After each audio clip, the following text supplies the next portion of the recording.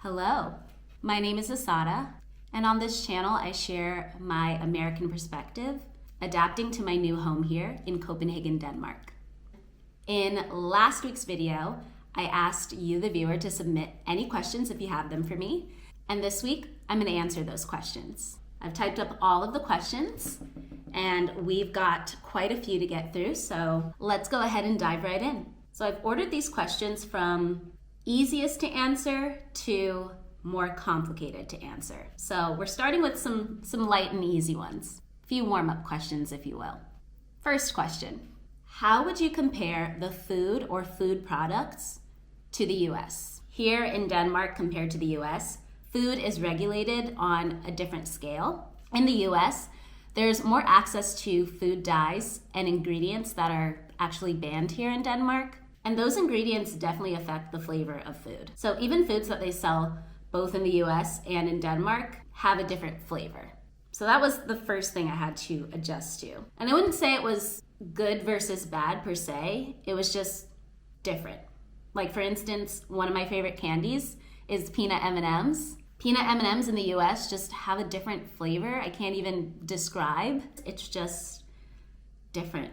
There's definitely a different aftertaste to the candy here. And I still enjoy them, but if you look at the ingredients list on a package of food here compared to the same food in the US, you'll probably see less ingredients listed. Another thing I would say about food is there is definitely less variety here versus in the US.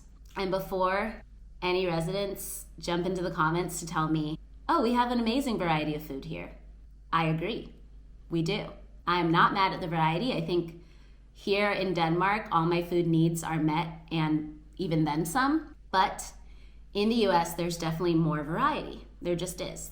Supermarkets are bigger. There's more on the shelves. I don't necessarily think it's a good thing.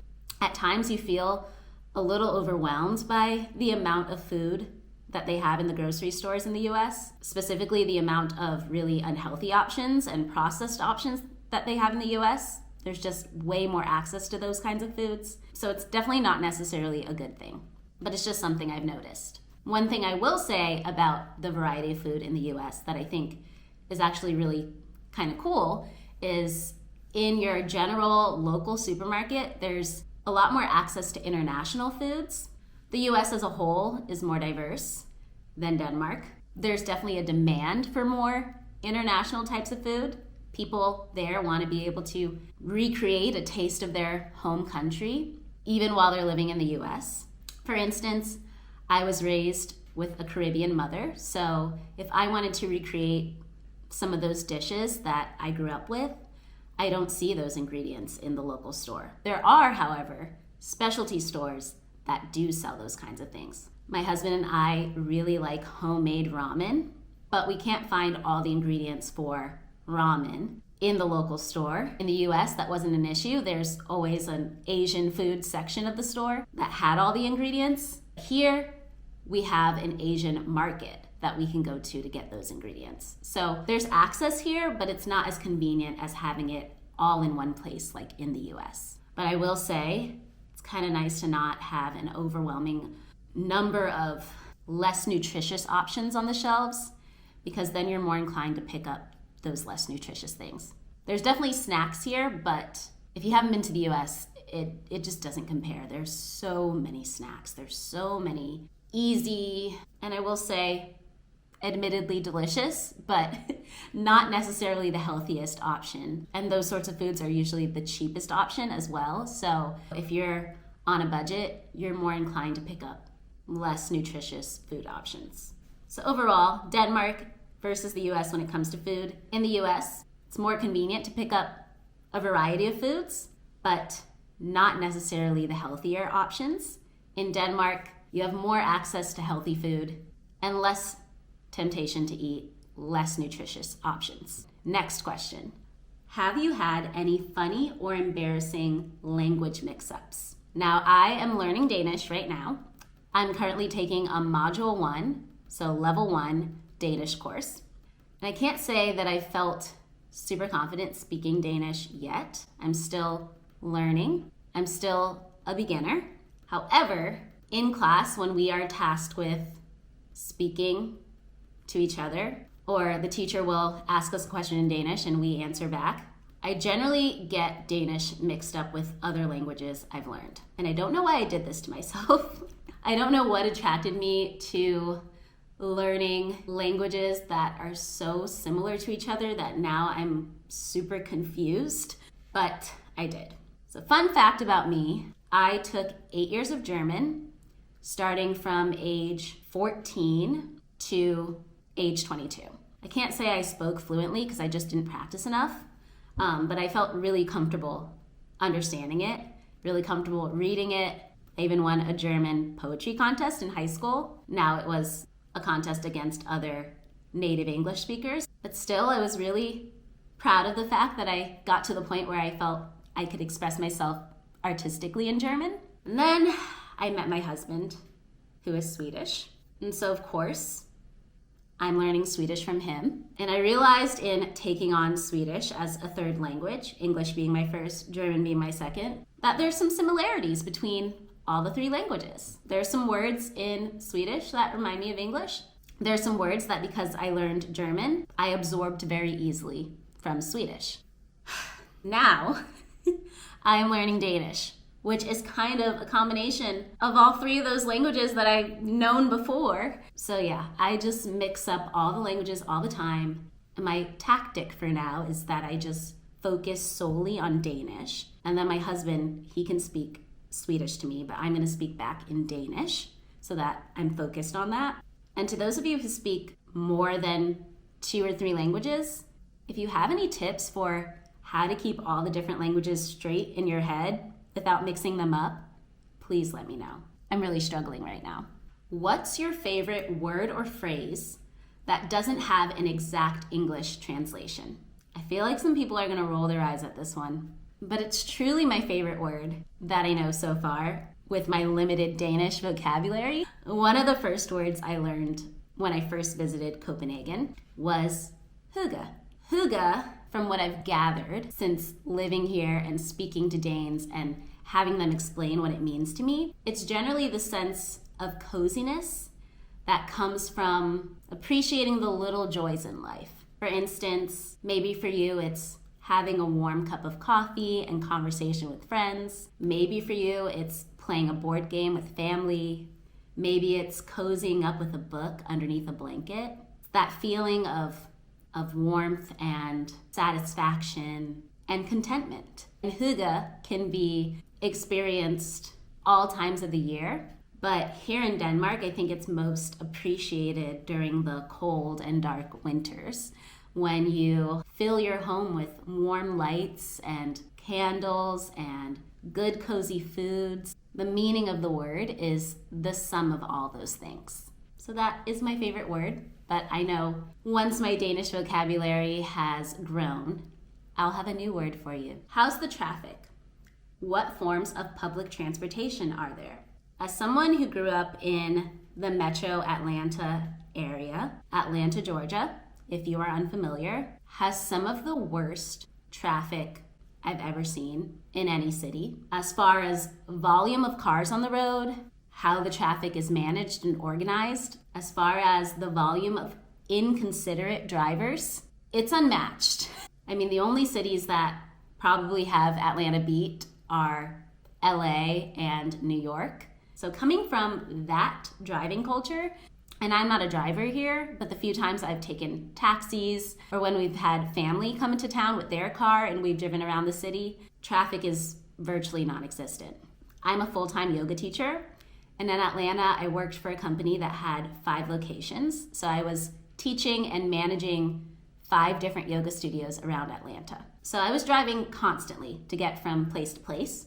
Some mornings it would take me 55 minutes to an hour to get 8 miles down the highway. So it wasn't as much driving as just sitting in your car and inching it forward. I say all that to say I'm really happy with the traffic situation here. And of course, a big contributor to that is that the public transportation here is awesome. I've never had any problems getting where I need to get using the public transportation system. And there's so many different transportation options, which just keeps things interesting. There's the S trains, there's the buses, there's even a harbor bus. So you can take a boat across the water to get from point A to point B. You can take the metro, of course. I love the metro, it's so fast. It runs constantly. And I plan to do a future video about the transportation system. So if you're someone who's never been to the city, you have an idea of how to get around. It's honestly so easy, especially coming from Atlanta, Georgia, where the public transportation system is just subpar. It exists, but it doesn't get you everywhere. And the quality of the public transportation is just, it's not for me. Do you miss having a car? You've probably gathered by now. The answer is no. If I don't have to drive a car for the next 20 years, I will be so happy.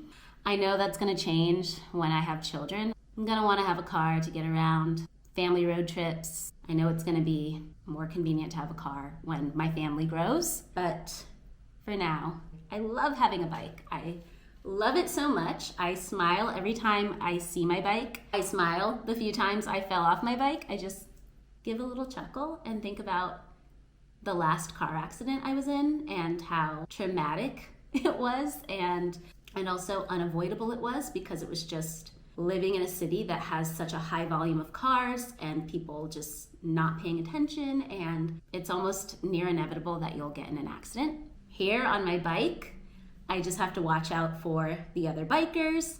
Occasionally when I'm crossing the street, yes, you watch out for the other cars. People that drive cars are very conscious of the fact that there's a high volume of bikes around them. There's very few bike lanes in Atlanta, and the few bike lanes that they have end after about 2 or 3 blocks. Most of the time, bikers are riding in the same traffic as cars. According to visitdenmark.com, Copenhagen has 385 kilometers. That's 239 miles of bike lanes. And Copenhagen is regularly ranked as one of the top bike cities in the world. And when you're living here, it's so easy to see why. So do I miss having a car? Absolutely not. What's a misconception people have about living in Denmark? Now, my answer is based on my very limited experience, based on the fact that I haven't been here that long. I haven't explored Denmark as much as I've wanted. So one simple misconception I had was about the weather.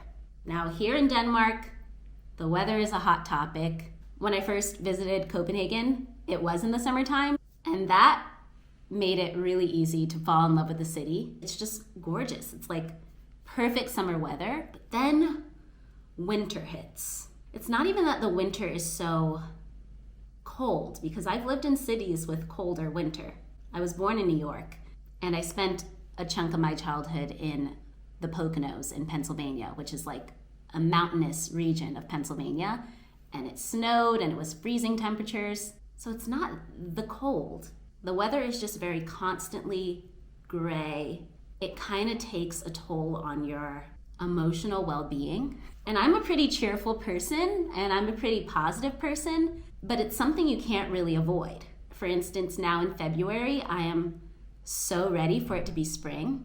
People that I've had chats with here have been telling me that spring is the best. Spring is the best season in Denmark. Can't wait till you experience spring. And because they've been telling me that for the past 2 or 3 weeks, I'm just like on edge about spring. Not only is it not feeling like spring here yet, the temperature has been dropping over the past few days. So I'm just like really antsy about this weather. I'm just ready for it to be that beautiful spring that everyone has been promising me. And also physically, I've just been feeling really heavy. Even when my mind is ready to go, my body has been feeling really weakened. And I think one cause is just me having to adapt to the lack of sun. Moving from Atlanta, where it's constantly sunny, to now a place where it's constantly not. I've had to start taking vitamin D supplements, and I think I just have to be really diligent about making sure I'm getting the right kinds of vitamins that I'm no longer getting from the sun. I got all my blood work done before I moved here, all my checkups and physicals and everything, but I definitely know my levels have changed since I moved here. So So I need to schedule a doctor's appointment very soon. I think a big misconception I had was that the weather's not too bad. I've lived in harsher conditions. I definitely underestimated the length of the cold season here and underestimated the effect it would have on my health and my physical well-being and energy levels. So if you're moving here from someplace that's sunny, do not underestimate that. How are you finding your social life here in Denmark? Is it more or less sparse compared to the US? I think it's just that I haven't joined the right activities and clubs, and I haven't been super proactive about being social. Aside from the few one-on-one coffee meetups I've had and little friend dates that I've had, which have been awesome. I love the fact that I now can say I have some friends here. I got a lot of great advice from many of you that I need to join an activity or a sport. And to be honest, the weather has been a big hindrance for me as far as that goes, because I just feel just lazy right now. But it's just different here because in the US, I didn't have to think about a social life. It just came from my lifelong friends from childhood. My job created opportunities for me to be social, and now I really have to make an effort to make those things happen. So yeah, my social life is definitely more sparse now. What is the best thing about Danes as a people that you like the most? It's hard to boil it down to just one particular thing. There are many things about Danish people and how they live that made Denmark a very attractive country for me to move to. But I would say one thing that I really appreciate now that I've been forming some friendships here is how direct Danes are. People here are less inclined to talk about frivolous things than they are in the US. I feel like in the US, small talk is a big part of the culture. And small talk is usually defined as coming up with little things to say just to keep the conversation going. It's not necessarily about having a quality conversation. It's just having a conversation for the sake of having a conversation. And you just feel awkward if you're near someone and you're not talking to them for some reason. I don't know. But I don't engage in small talk here. Like if someone is chatting with me or asking questions, it's usually very direct and very sincere. And I know it's coming from a place of really wanting to get to know me on a deeper level. Like I feel, for instance, there's just a lot less fluff when it comes to conversing with Danes. And to Americans, that might make them seem harsh. But once you understand that directness is part of the culture, you actually come to appreciate having people around you that just tell it like it is. I feel like when someone's talking to me here, I know exactly where they're coming from, and there's no phoniness behind it. And that's not always the case when you're talking to Americans. But we know it's true. I mean, my American friends would say the same thing. So we know that we can be a little insincere with each other. What is your favorite Danish dish so far? Cardamom buns are the most heavenly, sweet treat that I've ever tasted. They are my number one pastry. Now, I know cardamom buns aren't exclusive to Denmark. My husband described having them growing up in Sweden, but I never had access to cardamom buns before I moved here. I love cardamom buns. I think they are absolutely delicious. Now, as far as traditional Danish cuisine as a whole, there's quite a few Danish dishes that I can't eat because I'm a vegetarian. But if you know of any traditional Danish foods that I can try that don't have meat in them, please let me know in the comments and I will definitely try them. Do relationships and friends mean the same thing to you or Americans in general? I would say yes and no. Yes, I think Americans value friendship. I would say most of the people I know have lifelong friendships that they truly cherish. But I will say that in general, so Americans don't come at me for this, I feel like it's very common in American culture to call someone your friend when you don't know anything about them. Like maybe you work with them or you're in the same social circles and you would refer to them as a friend, even if you don't know their last name. You don't know how many siblings they have. You don't know anything about their parents. I think Americans are just very quick to label someone as a friend, even when they haven't formed a sincere bond with that person. So yes, there are friendships I've experienced in America that I feel Danes would understand as true friendship. But then there's some people that I've called my friend in the past because we all just call each other friends, but we don't know anything really about each other. Friendships in Denmark don't come easy. People usually form their friendships from childhood and hold on to those friendships. Or if you are connecting with someone in adulthood, you're more concerned with actually getting to know the person than I would say many Americans are. I think Americans pride themselves on being very friendly, and so as a result, we might have more friends, but we really have to ask ourselves if those friendships are quality friendships. What are you missing most from the US?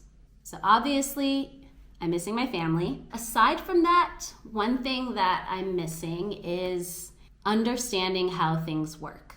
Now, if you know me, you know I embrace challenge. I like to learn and I like to adapt and grow, but every now and then I'll run into a situation where I'm challenged to the point where I just wish I wasn't. Like for instance, opening a bank account, or knowing how to get the electricity turned on in your apartment, or knowing the best stores to get certain products, or those little things that when you grow up in a place, you just know, and you learned it from your parents, or you learned it from just growing up there. Now, moving to a new place as an adult, I feel a little bit like a naive kid again, and it can be a struggle sometimes. Would you be able to live as good a life in Europe as you would in the USA now that you've lived in both places? This is a great question, and I think it would be easier to answer this question if I reversed it. Would I be able to live as good a life in the USA as I live in Europe? Personally, for me, no. I have a way better quality of life here. And before anyone watching that lives in the US wants to comment otherwise, feel free to do so, but I am just speaking about me and my life and my experience and what I want for my life. Some of the people I love the most enjoy life in the US, and I completely respect them for that and love that for them. But personally, for me and what I see for my life, the lifestyle in the US is not supportive of that. And I could go on and on about this for several hours, and I talk about this regularly with my family and my loved ones who, while they are supporting and loving, some of them were very surprised about my decision to move from the US. So without being too long-winded, a few main points. Day to day, I feel safer here. Coming from Atlanta, Georgia, where mental health isn't regulated, and this is going off of personal experience. I've seen people who are clearly not in a good mental headspace put themselves and others in a very dangerous situation, and that's been traumatic. I have seen firsthand crimes being committed. As a woman, I feel safer here. I feel less on edge about how I'm going to be treated because I'm a woman. I feel like I can walk the streets and feel safe. And I've had experiences in Atlanta and other major cities in the US where I have been the victim of certain things that have made me feel unsafe. And that's to put it lightly. Another thing that Europe offers me that has improved my life is the ease of having a healthy lifestyle, because you're not sitting in a car for hours every day. You're out, you're walking, biking. You don't have as much access to fast food. Food is more highly regulated here. There's a better recycling system. I think there's a better balance between your work life and your life. I think people really value having quality time with their friends and family, and employers understand that. So there's no guilt if you're taking time off work to go on vacation. I feel like in the US, productivity is more highly valued than rest. So people are more likely to brag about how hard they're working and how busy their schedules are than how many trips they've taken. The European lifestyle is just way more relaxed, and at this point in my life, I need to be in a more relaxed environment. What's something about Denmark that you wish the US would adopt? Maternity and paternity leave. According to lifeindenmark.com, for salaried employees who have just had a child, both parents are entitled to 24 weeks of paid leave. Now, when you think about this in comparison to America, where there is no law that guarantees that you will have paid maternity leave, and in America, there's no paternity leave guaranteed. Like, some jobs have started offering it as a perk, but it's not guaranteed by law. And on average in America, women only take about 10 weeks of maternity leave, and most of those weeks are unpaid. That is something that definitely needs to change in America. There needs to be a lot more support for mothers and fathers and women in general. I mean, they're getting their rights taken away right and left, so. Every time I hear Americans talk about how difficult it is to make friends on social media, they speak English, they live in Copenhagen, and they haven't lived anywhere else in Denmark. And they're usually surrounded by other internationals. Why? It seems strange to me that on one hand, they want Danish friendships, but at the same time, they send a signal to the Danes that they prefer other internationals as friends. This one made me think and reflect a lot about my own misconceptions and my own shortcomings when it comes to connecting with Danes. Honestly, when I first moved here, I was kind of looking for something as similar as what I'm used to. As a foreigner, as someone who doesn't look like the average Dane, as a Black woman, being in a place that was diverse was important to me for a few reasons. Being able to look around and see other people that look like me was a factor, because I visited places, even in the US, believe it or not, where I was one of the only, if not the only, Black person around. It's not the best feeling to feel like you're on display. So honestly, that was a consideration as well, as someone who is moving to a place and wants to have children in that place. Now, in general here, as diverse as Copenhagen is, of course, most people don't look like me, but because there's diversity here, no one has ever made me feel scrutinized because of who I am. So as far as moving to Copenhagen as compared to other Danish cities, those are some considerations I had in mind. Hey, Ollie. But you bring up a good point with your question that how am I to expect to have authentic Danish connections when I'm living in a place that makes that a challenge? So I think I've definitely managed my expectations on that since moving here and realizing that it's not as easy as I thought it would be. And also I've been making some strides to make sure that I'm not signaling to Danes that I just want to have international friends. I've been taking language classes. I think it's really important that if you move to a place where there's a native language that's different than your own, that you make an effort to understand the language, because there's so much that gets missed in translation. There's words, phrases, jokes that just don't translate to English. And you miss out on a huge piece of culture when you aren't able to speak the language. And I can't wait to feel comfortable enough to speak to other Danes in Danish, because I know that's going to improve my ability to connect with Danes. One final question. What's one goal you have for the next 6 months of living here? The biggest goal I have for the next 6 months of living in Denmark is to see Denmark. I live here in Copenhagen. I've been to Aarhus, but other than that, I haven't really seen much of Denmark. And I can't wait to. My question to you is, where should I go? I want to spend this upcoming spring and summer traveling around this beautiful country. What should I see? What are your recommendations? Let me know in the comments below. Thank you so much to those of you who submitted questions. I appreciate your curiosity. And thank you to those of you who took the time to watch. We'll see you in the next vlog.